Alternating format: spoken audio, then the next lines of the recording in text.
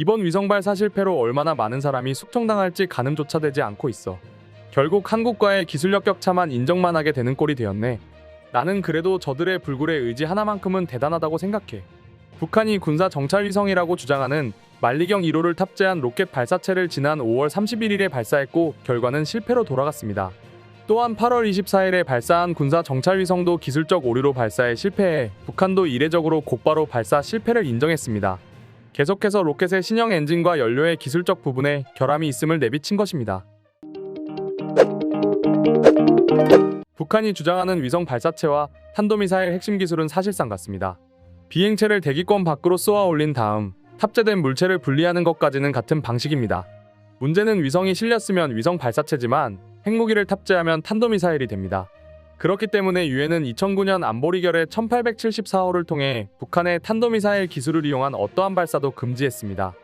이 때문에 국제사회가 우려하는 탄도미사일이 아닌 정찰위성 발사라고 주장하며 명분 쌓으며 또 다른 전략무기를 개발하려는 것이 아니냐는 분석이 나옵니다. 북한은 6차례 위성체의 궤도 진입을 시도해 2차례 성공한 적이 있습니다. 2012년 12월 발사한 광명성 3호 2호기와 2016년 2월 발사한 광명성 4호기가 현재 우주궤도에 있는데요. 대외적으로 북한은 위성들과 송수신이 정상적으로 이뤄진다고 발표하지만 송수신은 식별되지 않고 있는 것으로 알려졌습니다. 미국 우주군사령부의 전 세계 위성정보 서비스인 스페이스트랙에서 KMS4로 명명된 광명성 4호는 최근 6월 30일 대기권에 재진입한 뒤 소멸하기도 했습니다. 북한이 우주로 쏘아 올린 위성 능력은 2022년 12월 위성에서 찍은 것이라 주장하는 서울 도심 사진에서 간접적으로 확인할 수 있습니다. 그러나 북한이 주장하는 위성은 해상도라 할 수 있는 분해능이 20m 수준으로 이는 폭 20m의 공간을 일화소에 담을 수 있는 정도입니다. 반면 한국 등 선진국 위성의 분해능은 0.5m 수준이고 미국은 0.3m 수준으로 알려졌습니다. 또한 정찰 위성으로 사용하기 위해서는 분해능이 0.5m는 돼야 하지만 북한이 공개한 수준은 상업용으로 쓰기에도 효용성이 떨어진다는 평가를 받고 있습니다. 여기에 북한은 위성 운용 경험이 없어 분석 능력에도 한계가 있을 수밖에 없어. 미국 전략국제연구소 CSIS는 북한 정찰 위성의 능력을 미국의 1960년대 수준으로 평가하고 있습니다. 특히 북한의 우주 개발 능력은 위성체 발사를 강화하기보다는 ICBM 기술을 기반으로 한 발사체 능력에 집중돼 있다는 게 대체적인 분석입니다. 게다가 ICBM 기술도 정밀유도 및 대기권 재진입이라는 제약성을 아주 극복하지 못했다는 평가를 받고 있습니다. 이런 탓에 전문가들도 북한이 정찰위성 발사를 시도하는 의도가 다른 데 있다고 보고 있습니다. 북한의 속내가 EMP 폭탄 개발에 목적이 있는 것이 아니냐는 의혹이 불거지고 있는 것입니다.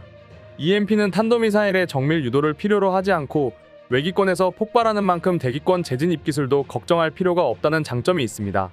이러한 점으로 인해 살상형 폭탄으로 활용한다면 북한으로서는 가장 효과적인 공격수단이 될 수 있습니다. 즉, 핵탄두가 탄도미사일을 활용해 직접적으로 목표물을 공격하기보다 EMP 효과를 통해 미국의 핵보복에 대한 부담감을 줄이면서 우리 군의 첨단 전력을 무력화하는 최상의 선택지가 될 수 있다는 의미입니다.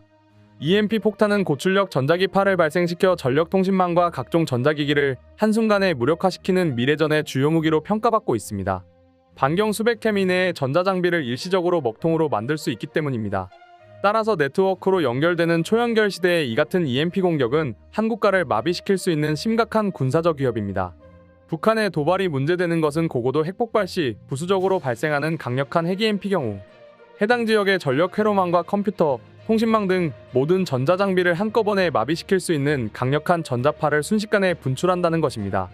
이에 따라 우리 군의 무기체계 대부분이 첨단 전자부품을 사용하기 때문에 막대한 손상을 입는 것이 불가피한 상황입니다.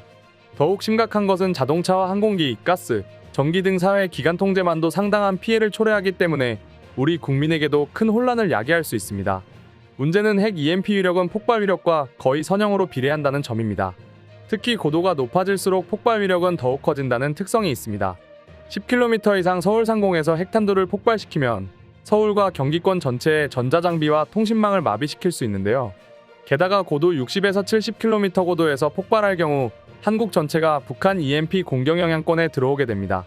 군사적으로 전자장비에 미치는 영향이 현저해 30km 이상 고도에서 EMP 목적의 핵무기를 사용한다면 첨단 전자 시스템으로 구축된 한미연합의 방어체계를 무력화할 수 있다는 이야기이기도 합니다.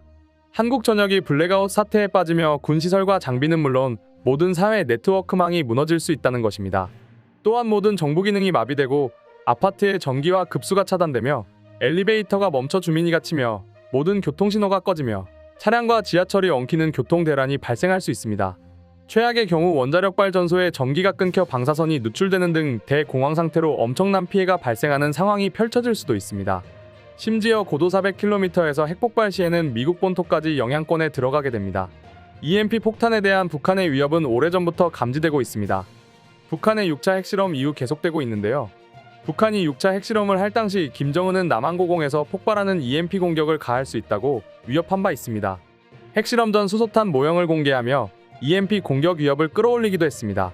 당장 올해 3월 단거리 탄도미사일의 500m 상공 공중폭발을 시도하기도 해 북한의 EMP 공격을 막는 무기체계의 개발 및 도입이 시급한 상태입니다. 여기에 지난 3월 28일 북한의 조선중앙통신은 북한군이 핵 공중폭발 시험 사격을 진행했다고 밝혀 EMP 공격을 노골적으로 드러내고 있습니다. 당시 조선중앙통신은 중부전선의 중요 화력 타격 임무를 담당하고 있는 미사일 부대에서 관하 구분대들을 중요 화력 타격 임무 수행 절차와 공정에 숙련시키기 위한 시범교육 사격 훈련을 진행하였다며 군부대의 직속 교육 중대가 동원되었으며 지대지 전술 탄도미사일 2발로 핵 공중폭발 타격 방식의 교육 시범 사격을 진행하였다고 보도했습니다. 북한군이 전술 핵탄두를 500m 상공에서 공중폭발하는 훈련을 벌였다고 밝힌 것입니다. 핵 EMP 공격 능력을 보유하기 위한 훈련에 나선 것이 아니냐는 관측이 나오는 이유입니다.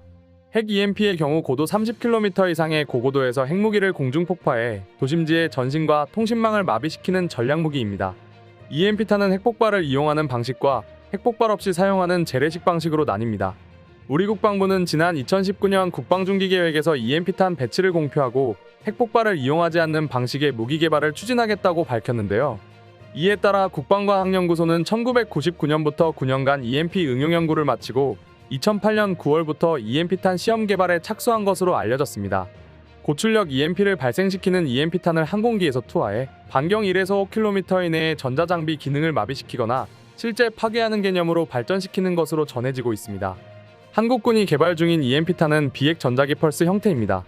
평양 상공에서 항공기를 이용해 EMP 폭탄을 투하하거나 북한에 진입하지 않고 순항미사일을 이용해 EMP를 방출시키는 방법입니다. 특히 김정은의 집무실이 있는 평양노동당 청사상공에서 EMP를 터뜨리면 지휘통신시설 체계를 먹통으로 만들 수 있습니다. 지휘통신시설 체계가 무력화되면 북한 군 지휘부가 사용할 핵미사일 발사 과정에 상당한 통신장애를 일으켜 타격을 줄 수 있는데요. 따라서 북한의 EMP 공격을 방어하고 역으로 공격할 EMP 무기 체계 도입이 조속히 이루어져야 한다는 목소리가 나옵니다. 그럼 지금부터 북한의 EMP탄에 대한 외국인 반응 살펴보도록 하겠습니다. 북한이 재래식 무기로는 한국과 미국을 이기지 못하니까 EMP로 공격하려나 보네? 심각한 일이야. 방사능이 공기 중에 노출된다는 거 아니야?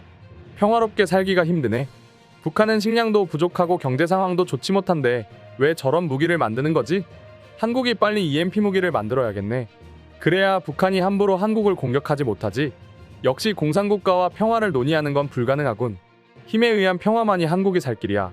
북한 사람들은 굶어 죽어도 무기 개발은 멈추지 않네. 그래서 요즘 북한에서 폭동이 일어날 조짐이 발생하고 있다는 소식을 들은 적 있어. 오늘의 영상은 이것으로 마칠 텐데 영상이 유익하셨다면 구독과 좋아요, 알림 설정 한 번씩 부탁드리겠습니다. 다음 영상으로 찾아오겠습니다. 감사합니다.